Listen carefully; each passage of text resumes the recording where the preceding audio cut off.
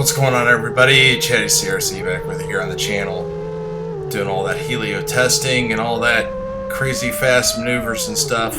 Really just wanted to take a nice little flight here with the Epic 229 and just kind of look around and see what's going on. Before that, I wanted to do a couple spins and all that kind of stuff around the yard, but you can see that my rates are just so dialed down with this thing, so don't really want to get into that, even though they are awesome freestyle pods.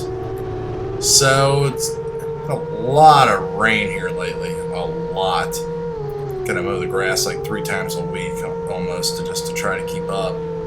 So I'm using this gold heat LUT just to kind of show off a little bit of the soil conditions and stuff like that. I think it really makes the sky look really nice too.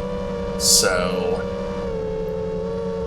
let's talk about the Epics and the flight and everything that's going on.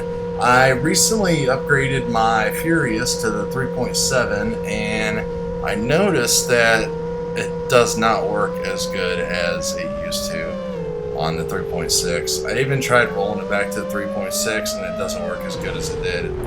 The calibration that I had, or the RSSI or something, is just off. So maybe that, and combined with all the foliage and moisture and stuff that we have right now, it's just kind of sucking up that 5.8 signal.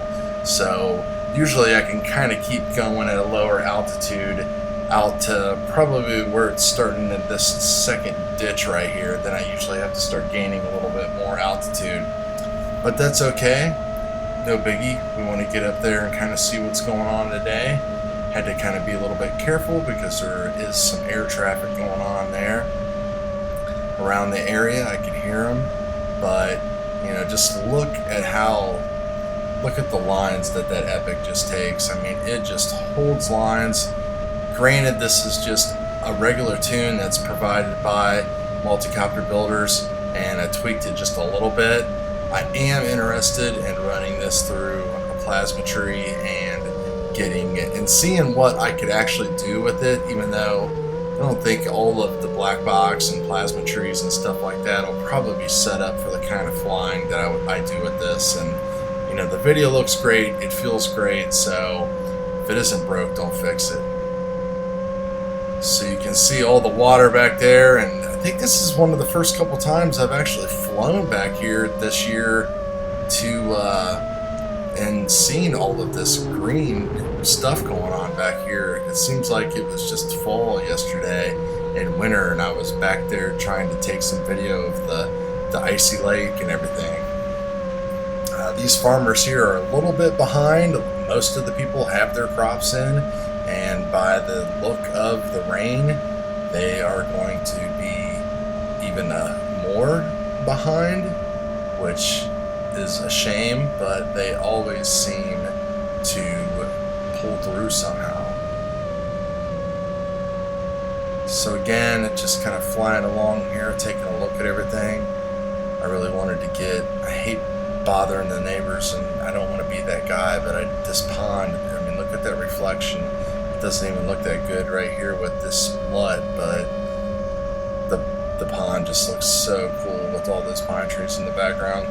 Flying over water is definitely great whenever you have cool reflections. You can only imagine what all you mountain guys have out there when you get to fly over like a mountain lake or something like that. That is definitely a dream of mine to do. So I'm gonna get some altitude here and kind of fly back over here and take a look at the big open fields, and you can see just how wet everything is from all of the rain.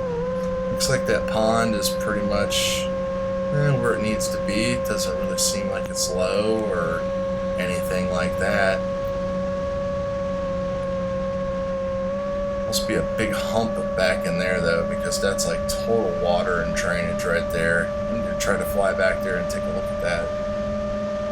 Looks like there's some kind of geese or animals or something right there flying across or walking across the field. I wonder what that was. I'm gonna have to go back to the footage and take a look and see what that is, and maybe report back on that.